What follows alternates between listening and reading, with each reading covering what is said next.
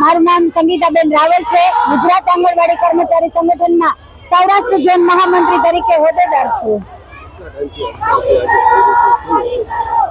અમે 5 માર્ચથી ઓનલાઈન કામગીરી બંધ કરેલી હતી અને ઓફલાઈન બાળકોને પૂરક પોષણ ને તમામ કામ કરતા હતા, પરંતુ આજે અમારે ઓનલાઈન કામગીરી બંધ કરી એની સરકારને કોઈ અસર થઈ નથી। એટલે અમારે 18, 19 ને 20 આજે અમારો બીજો દિવસ છે। 3 દિવસ માટે અમારે ઓફલાઈન બંધ એટલે કે આંગણવાડીઓને તાળા મારીને મેદાનમાં આવવું પડ્યું છે। અમારી મુખ્ય માંગણી એ છે કે સરકાર લઘુત્તમ વેતનમાં અમારો સમાવેશ કરે।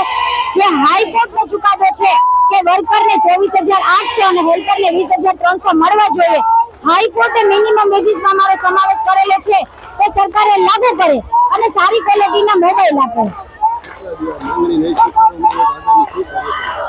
માંગણી નહીં સ્વીકારવામાં આવે તો યુનિયન જે નિર્ણય કરશે એ પ્રમાણે આગળ અમે સોમવારથી પણ બંધ રાખીશું, પરંતુ યુનિયનના આદેશ પ્રમાણે કરશું અને આગામી દિવસોમાં આનાથી પણ ઉગ્ર આંદોલન કરવું પડે તો અમે ચોક્કસથી કરશું। પરંતુ અમારું વેતન છે એ અમે લઈને રહેશું। સરકાર અમને થકાવવા હરાવવા માંગે છે, પરંતુ અમે હારશું નહીં, થાકશું નહીં, અમે લડાઈના મેદાનમાં આમ નામ અડીખમ રહેશું।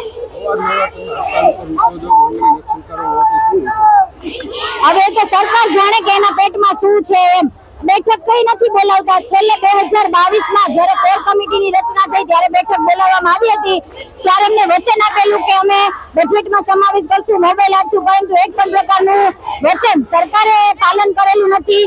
છેલ્લે 10 માર્ચે માનનીય ભૂપેન્દ્રભાઈ પટેલ મુખ્યમંત્રી સાથે અમારી બેઠક થઈ, એને પણ અમને આશ્વાસન આપેલું, પરંતુ આશ્વાસન આપીને કાંઈ કરેલું નથી। તો અમે પણ રજૂઆતો કરીને થાકી ગયા છીએ કે અમારી સામે જોવો અને વેતનમાં વધારો કરો। આપ વિચારી શકો છો કે આજની મોંઘવારી પ્રમાણે 10,000 અને 5,500 માં કોનું ઘર ચાલે? દિવસે ને દિવસે મોંઘવારી વધે છે, પરંતુ વેતનમાં વધારો થતો નથી। તો સરકાર અમારી અરજ સાંભળે અને વેતનમાં વધારો કરે।